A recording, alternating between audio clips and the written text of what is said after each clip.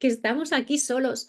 Y había algo realmente mágico y donde sientes de manera más intensa la belleza de esa ciudad y el carácter que tiene de vórtex, como de encrucijada de épocas, de encrucijada de civilizaciones. Paula Ortiz, directora de Across the River and Into the Trees, que se ha traducido al otro lado del río y entre los árboles, película basada en la novela del mismo nombre de Ernest Hemingway, y que se estrena ahora en Estados Unidos, aunque es una película que ya se ha estrenado en otros países. ¿Cómo termina una directora española en este proyecto? Producción estadounidense, entiendo, actores italianos, actores de Estados Unidos también, rodada en Venecia durante la pandemia. Y sí, fue una aventura fuerte. Pues sí que es verdad que dices, yo me lo he preguntado muchas veces, ¿cómo he acabado yo dirigiendo una película de Hemingway?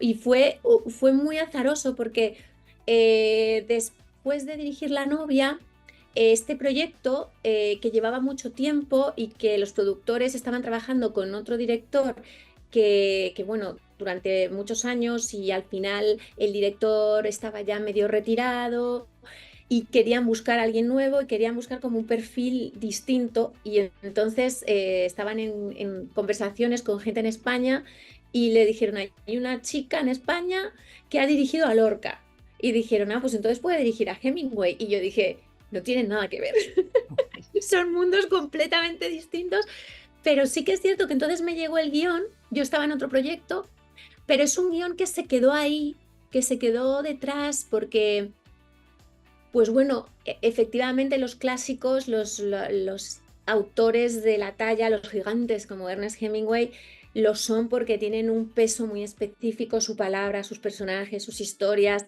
Hay algo que van tejiendo y que es difícil de explicar, pero que se queda de una manera mucho más fuerte, a veces impregnada dentro.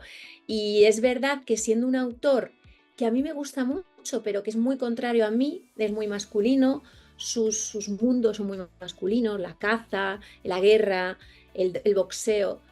Hay algo que precisamente me apasionaba o me fascinaba y me atraía de alguna manera en el intento de contar a un hombre tan distinto a mí y un hombre tan significativo del siglo XX, de las luchas del siglo XX. Entonces eso fue un poco la razón por la que al final sí llamé a los productores y les dije, pues yo creo que sí, aunque parece algo un poco antitético, me apetece hacer una película de Hemingway. Y bueno, una de las cosas que más llama la atención de la película es cómo se muestra Venecia. Que yo no recuerdo haber visto Venecia así, totalmente vacía, con esa fotografía de Aguirre Sarobe además, que me parece maravillosa. ¿Cómo fue estar rodando en Venecia durante la pandemia? Que por un lado debió de ser muy complicado, por otro lado es un poco que tienes la ciudad para ti. Sí, sí, sí. Pues es esa contradicción. Fue dificilísimo, fue un infierno a muchos niveles logísticos. Era muy difícil, es muy difícil rodar en Venecia con las barcas, el material va por barca, la logística era muy complicada. Era todo difícil, pero al mismo tiempo sí éramos conscientes de que era extraordinario. Había algo en estar rodando en la Plaza de San Marco solos. Hubo un día en que Javier Aguirre Saró estaba iluminando la Plaza de San Marco, él para él, que hubo un momento que paramos y estaba regando él solo para que brillara el suelo en la Plaza de San Marcos. Yo le decía, ¿te estás dando cuenta, Javier, que estamos aquí solos? Y había algo realmente mágico y donde sientes de manera más intensa la belleza de esa ciudad y el carácter que tiene de vórtex, como de encrucijada de épocas, de encrucijada de civilizaciones.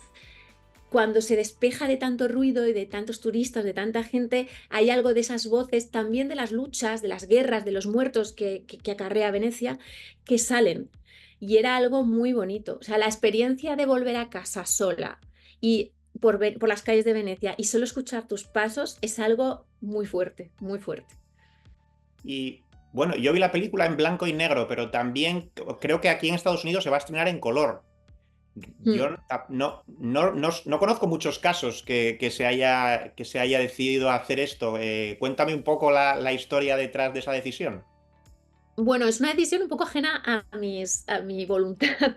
La película, por parte de Javier Aguirre y de mí, y por parte también de producción y del diseñador de producción, del director artístico, fue hacer una película siempre en blanco y negro y tenía una razón lingüística, más allá de la estética, que también había algo estético de la melancolía y de la burbuja que significaba esa encrucijada de ese encuentro de dos personas en mitad de la guerra civil en una ciudad fantasmagórica arrasada después de la guerra, pero una especie de oasis fantasmagórico absolutamente precioso que el blanco y negro ayudaba a envolver en su cariz de época. Pero sobre todo se trataba de hacer una película en blanco y negro rodada con un lenguaje como el de las películas de los años 40. La novela de Hemingway está escrita en los años 40, su lenguaje y sus diálogos pertenecen a ese momento y tiene esa cadencia. Esos personajes hablan de una manera como hablaba la gente de ese momento. Y esta rodada, intentamos rodarla con el espíritu de Casablanca y de las películas de esa época del cine clásico. Y de ahí que la película originalmente y su forma íntegra es en blanco y negro. Hay mucho miedo a veces por parte de los distribuidores a que una película en blanco y negro sea percibida como demasiado art house, demasiado densa o que te aleja. Y entonces a veces si se elige, en España se estrenó en blanco y negro, está en plataformas en blanco y negro, tú lo sabes. Sin embargo, en Estados Unidos fundamentalmente yo creo que fue una decisión de distribución, eh, distribuirla en color. Bueno, a ver cómo le va aquí en color. A ver cómo le va. A Es mí me gustaría que interesante. alguna la pusieran en algún lado en blanco y negro para aquellos que quieran verla. Ojalá. Eh, Matilda de Angelis. Me ha parecido, la verdad reconozco que no la conocía a esta actriz italiana y me ha parecido, vamos, un descubrimiento. ¿Qué, qué viste en ella para este papel? Matilda es extraordinaria. Matilda es una bestia que creo que vamos a ver muchas cosas de ella, que la vamos a ver crecer en pantalla, bueno, que ya está haciendo proyectos internacionales y vamos a ver grandes cosas de Matilda, es una gran actriz.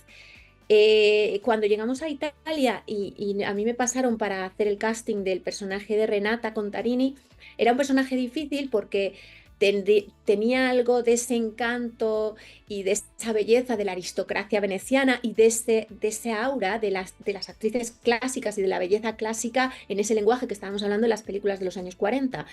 Pero hacía falta también cierta rebeldía y cierta fuerza de la naturaleza que ella tiene. Y es una mujer que en Italia es muy famosa, que está haciendo unos proyectos, ahora mismo es la protagonista de Lydia Poet, trabajó en una serie de HBO con Nicole Kidman, está haciendo Citadel, grandes producciones y creo que la veremos porque la potencia de Matilda en pantalla es fortísima y yo espero volver a trabajar con ella. Y bueno, ser director de cine es muy difícil, todos lo sabemos, es muy difícil sacar adelante los proyectos, pero ser directora mujer es 20 veces más difícil. Y esto además nos lo recuerdan siempre en los Oscars, cuando cada año, ¿no?, salen los datos de que en la historia de los premios solo ha habido 8 directoras nominadas a mejor dirección, 8 mujeres y solo 3 ganadoras. Eh, Esa situación que se da en Hollywood y que, ¿cómo la ves tú en Europa? ¿Pasa lo mismo? Y si crees que se está avanzando en la dirección correcta. Pues creo que se está avanzando, creo que han cambiado mucho las cosas en los últimos 10 años, simplemente por cifras, y que hay una generación de directoras que viene muy potente y que la podemos observar en todos los indicativos, o sea, en las películas que hay en cartel, en la taquilla, en los premios, en los festivales.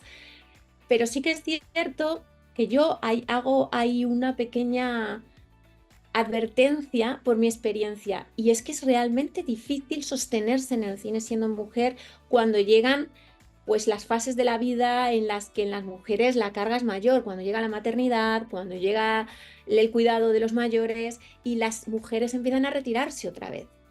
Yo quiero que toda esa generación de nuevas directoras tan jóvenes que vienen ahora, realmente el sistema sostenga la posibilidad de que ellas sigan haciendo películas y sigan pudiendo hacer su trabajo como directoras de cine y no tenerse que recluir en formatos menores y con eso no los desprestigio, pero tener que hacer publicidad o tener que hacer otras áreas más acometibles porque no implican pues un compromiso y una responsabilidad donde recae todo en el director. Son meses de trabajo fuera de casa, donde es muy difícil. Yo lo he vivido, yo los años en los que, que tuve un niño y el niño era muy pequeño, no pude rodar largometrajes porque la dinámica del cine es muy salvaje, es muy exigente y es muy salvaje y es difícil de gestionar. Pero creo que hablando un poco de lo que dices de las direcciones correctas, todos los apoyos que se están haciendo, desde las ayudas en los distintos institutos de cinematografía europeos, por ejemplo, ayudan. Pero ayudaría más el entender que tenemos que seguir haciendo cine, haya niños o no haya niños, haya mayores o no haya mayores, tengamos que salir de nuestra casa, no tengamos que salir de nuestra casa, y que eso es lo que verdaderamente, como en otros trabajos, hará que haya directoras de fotografía, directoras de arte que ocurre lo mismo. Hay muy pocas directoras de fotografía y es por la misma razón, porque es muy difícil sostenerte ahí 25 años.